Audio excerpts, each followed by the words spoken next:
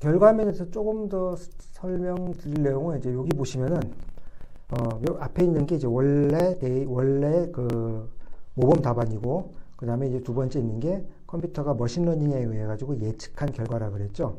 그럼 얘가 그냥 갑자기 세토사라고 예측을 하는 게 아니라 사실은 얘는 이제 그 알고리즘이 이제 KNN이 됐든 앞으로 배울 다른 알고리즘이라도 얘는 내부적으로 그 세 개의 품종이 될 확률을 구하게 됩니다. 사실은. 예, 그래서 여기 보면 노란색으로 표시된 게 이제 내부적으로 얘가 이 4번 데이터에 대해서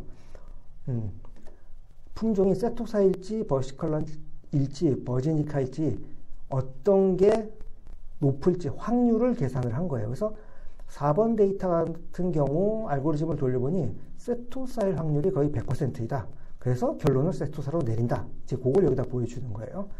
자, 17번 데이터 같은 경우는 요 데이터는 여러분이랑 저랑 조금 다를 수 있어요. 왜냐하면 이제 랜덤에 의해 가지고 150개의 데이터를 잘 섞은 다음에 그 중에 70%를 잘 섞어서 빼내고, 그 다음에 30% 데이터를 또 잘 섞어서 따로 빼내서 요 학습을 한 거기 때문에 요 순서라든지 요 숫자라든지 이런 거는 여러분하고 저하고 이제 다를 수가 있습니다. 그래서 참고로만 보시고요. 그래서 17번 데이터 같은 경우는 얘가 알고리즘을 돌려보니 버시컬러일 확률이 80.5%, 그 다음에 버지니카일 확률이 약 19.5%가 나왔어요. 그러니까 요걸 가지고 판단하기로 컴퓨터는 버시컬러일 확률이 요 세 개 중에서 제일 높은 80.5%니 최종 결론은 그래서 버시컬러로 내립니다 라고 해서 결론을 여기 프리딕션에다 버시컬러로 이렇게 표시를 해주는 거예요. 예. 요거는 이제 확연히 어느 한 개의 품종의 될 확률이 판단 확률이 높지만 요거 같은 경우는 조금 애매하죠. 예. 보면은 21번 데이터 같은 경우는 얘가 판단하기로 버지니카일 확률이 약 59.5%, 그 다음에 버시컬러일 확률이 약 40.5, 그러니까 약 60대 40 정도. 큰 차이가 안 나요. 근데 이제 얘가 생각하기로는 버지니카일 확률이 좀 더 높으니, 그래서 결론을 버지니카이라고 내렸는데 결국 채점해 보니 이제 원래는 버시컬러였죠. 그래서 틀린 거죠. 이런 경우는. 예. 그래서 이런 식으로 해서 머신러닝은 알고리즘을 돌려서 그 다음에 각 클래스, 이걸 이제 클래스라 그래요. 그 각 범주에 속할 확률을 구하고 그 중에 제일 높은 거를 최종 답안으로 해서 프리딕션으로 얘가 이제 제시를 하는 거죠. 네.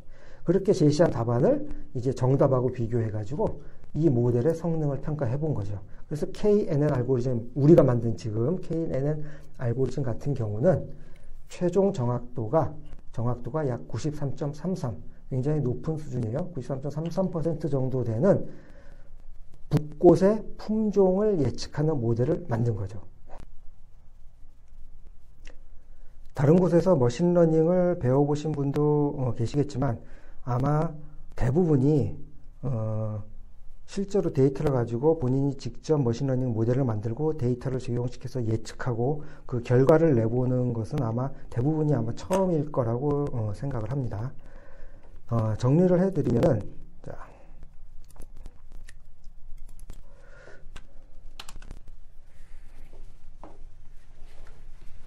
우리가 지금까지 KNN 알고리즘을 가지고 지도학습 방법을 쭉 공부를, 실습을 해봤어요.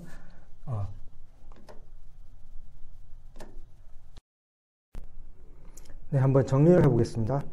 지금까지 우리가 이제 지도학습, 머신러닝 중에 지도학습에 대해 가지고 데이터를 가지고 쭉 실습을 해봤는데요. 이제 그 첫 시간으로 KNN 알고리즘을 가지고 실습을 쭉 해봤습니다. 근데 이 과정을 좀 첫 시간에 좀 제가 장황하고 좀 많이 드렸는데 그 이유가 지금까지 해온 KNN을 가지고 해온 이 과정이 이제 앞으로 배울 디시전 트리가 됐든 그 다음에 로지스트 회의가 됐든 뭐가 됐든지 간에 지도학습의 알고리즘은 대부분 지금 말씀드린 KNN 실습했던 과정 이걸 그대로 따라갑니다. 예. 그래서 지금 배운 게 굳이 KNN 알고리즘의 그 과정이다 라고 생각하지 마시고 일반적인 지도학습의 방법이라고 생각하시면 됩니다. 그래서 정리하면 제일 처음에 데이터를 한번 불러오겠죠. 데이터를 어떤 형태로, 파일 형태가 됐든 DB가 됐든 어쨌든 데이터를 불러옵니다. 불러오고 그 다음에 여기 좀 빠져있지만 그 다음 해야 될 게 가장 중요한 게 뭐죠? 데이터 시각화, 탐색적 데이터 분석. 데이터를 가지고 산점도도 그려보고 그 다음에 패러럴 그래프도 그려보고 등등 해서 이상치가 히스토그램도 보고 하는 식으로 해서 시각 그래프로 시각화해서 이상치, 결측치, 그 다음에 분석 방향 이런 것들을 결정하는 이제 그래픽으로 우리가 눈으로 확인하는 그 단계가 있고요. 그게 끝나면 그 다음으로 해야 될 게 뭐냐? 불필요한 변수 제거. 그러니까 결국 필요한 변수들만 선택해서 다음 단계로 넘기는 과정. 그래서 그 다음은 정규화. 숫자로 된 데이터. 만약에 우리가 그 취급하는 그 변수가 범주형일 경우는 이 과정이 필요 없겠죠. 그러나 숫자 데이터일 경우, 예, 그걸 정량적으로 측정한 연속적인 숫자일 경우에는 반드시 정규화 과정, 요거를 거쳐야 됩니다. 이걸 왜 하느냐? 우리가 모든 그 변수들이 스케일이 다 다르다 그랬죠? 성격도 다르고, 어떤 거는 질량에서 무게가 될 수도 있고, 어떤 건 RPM, 전압, 이런 것들은 다 단위도 다르고, 범위도 다르기 때문에 그런 것들을 머신러닝을 시켜주기 위해서는 그 변수들을 전부 레인지가 비슷하게, 범위가 비슷하게 맞춰줄 필요가 있다 그랬죠? 그걸 해주는 과정이 이 정규화 과정이라고 보시면 됩니다. 이제 그게 이제 완료되면 최종적으로 컴퓨터에게 너는 이제 무엇을 예측할 거야? 네가 예측하고자 하는 변수가 뭔지, 그게 이제 품종인지 아니면 수율인지 그런 것들을 지정해 줘야 되겠죠.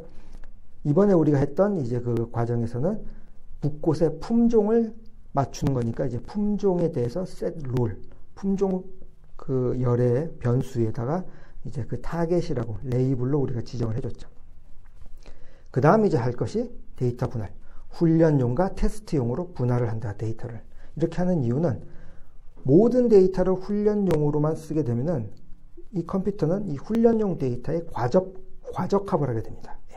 그래서 어떤 그 미지의 데이터가 들어왔을 때 그것을 맞추는 예측 능력이 우수해야 되는데 그럼에도 불구하고 훈련한 데이터, 그 데이터에 대해서만 잘 맞추는 그런 이제 과적합 현상이 나타나기 때문에 그런 걸 우리가 구별하기 위해서 이 데이터가 이 모델이 과적합된 모델인지 아니면 일반화된 모델인지를 판별해내기 위해서 우리가 가지고 있는 데이터를 다 사용하지 않고 훈련용하고 테스트용으로 쪼개서 훈련용으로 훈련시킨 다음에 테스트용으로 시험을 보는 거죠. 그 다음에 데이터를 쪼갠 다음에 이제 실제로 우리가 적용할 알고리즘을 지정해 주는 거죠. 그래서 이번 시간에는 이제 KNN이라는 알고리즘을 지정을 해줬고요. 만약에 이제 이게 아니고 디시전 트리라는 거, 앞으로 배울 디시전 트리 같은 걸 해야 되겠다. 그럼 이 디시전 트리를 지정해 주면 되는 거고요. 로지스틱 회계를 가지고 모델을 만들어 보겠다. 그러면 이 단계에서 로지스틱 회계를 적용시켜 주면 됩니다. 그래서 적용된 후에 모델이란 것이 산출이 되겠죠. KNN에 의해서 나온 모델이 됐든 로지스틱 회계에 대해서 나온 모델이 됐든 그 산출된 모델에 아까 쪼개놓은 띄워놓은 그 데이터, 테스트용 데이터를 적용을 시켜가지고 어플라이 모델 시켜서 최종적으로 퍼포먼스를 통해서 그 모델의 성능을 평가를 해서 이 모델은 사용해도 될지 아니면 다시 수정을 해서 재학습을 시켜야 될지 이런 것들을 결정하게 되는 거죠. 그거를 이제 우리가 쭉 래피드 마이너 갖고 실습을 해봤죠. 그거의 전체적인 모식도가 이렇게 됩니다. 데이터 불러오고요. 셀렉트 애트리뷰트 해주고 노멀라이즈 시켜주고 셋 롤 시켜주고 스플릿 데이터 해주고 학습 알고리즘을 해서 학습을 시키고 학습 알고리즘에서 나온 모델에 대해서 어플라이 모델을 적용시키고 그 다음에 퍼포먼스를 측정하는 요 과정. 앞으로 이제 지도학습은 요 과정에 의해 가지고 전부 다 수행이 될 거예요. 그래서 그것이 알고리즘이 KNN일 경우는 여기다 KNN, 디시전 트리면 여기 디시전 트리, 그 다음에 뭐 로지스틱 회계면 여기 로지스틱 회계, 회기 모형이면 여기 회기, 리그레션 이런 것들 여기다 집어넣어 주게 되면 이제 우리가 원하는 지도학습의 방법으로 머신러닝을 시킬 수 있는 게 되게 됩니다. 그래서 전체적인 절차는 전부 이거와 동일하다고 보시면 됩니다. 자, 여기까지 하신 다음에 지금까지 우리가 만들어 놓은 이 프로세스를 파일 형태로 저장을 한 다음에 나중에 필요할 때 다시 끄집어내서 사용할 수 있도록 저장을 한번 해보도록 하겠습니다. 래피드마이너에서 이 프로세스를 저장하는 방법은 크게 두 가지가 있는데 첫 번째로 save process라고 되어 있는 또는 save process as라고 되어 있는 이 부분이 있습니다. 여기를 누르시게 되면은 요 왼쪽에 보이시는 레파지토리 여기에 지정된 폴더에 저장이 되게 됩니다. 그래서 예를 들어서 save process를 하시게 되면 자, 우리 지금 현재 로컬 레파지토리 우리가 사용하고 있는 PC 여기에 process라는 폴더가 있죠. 여기에 우리가 이제 뭐 knn 이렇게 해서 저장을 하게 되면 볼까요? 로컬 레파지토리에 프로세스에 방금 우리가 저장한 knn이라는 프로세스가 저장이 됩니다. 이런 방법이 하나가 있고 근데 이 방법을 사용하게 되면 좀 불편한 게 이 파일을 다시 끄집어내서 메일로 다른 사람이라든지 이렇게 공유를 한다든지 메일로 보낸다든지 하기가 좀 힘들어요. 요 폴더를 찾아가기가 좀 힘듭니다. 그래서 이제 두 번째 방법은 우리가 원하는 임의의 폴더에 내 하드디스크에 임의의 폴더에 저장할 수 있는 방법이 파일에 익스포트 프로세스라는 게 있습니다. 그래서 익스포트 프로세스를 하게 되면은 내 PC에 예를 들어 다운로드라는 폴더에 knn 이라는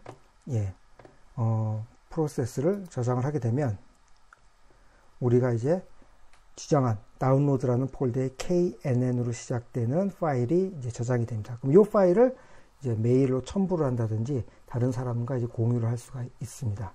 자, 이렇게 이제 저장된 파일을 가지고 우리가 이제 계속 다음 시간에 다른 지도학습의 알고리즘에 활용을 하도록 해보겠습니다.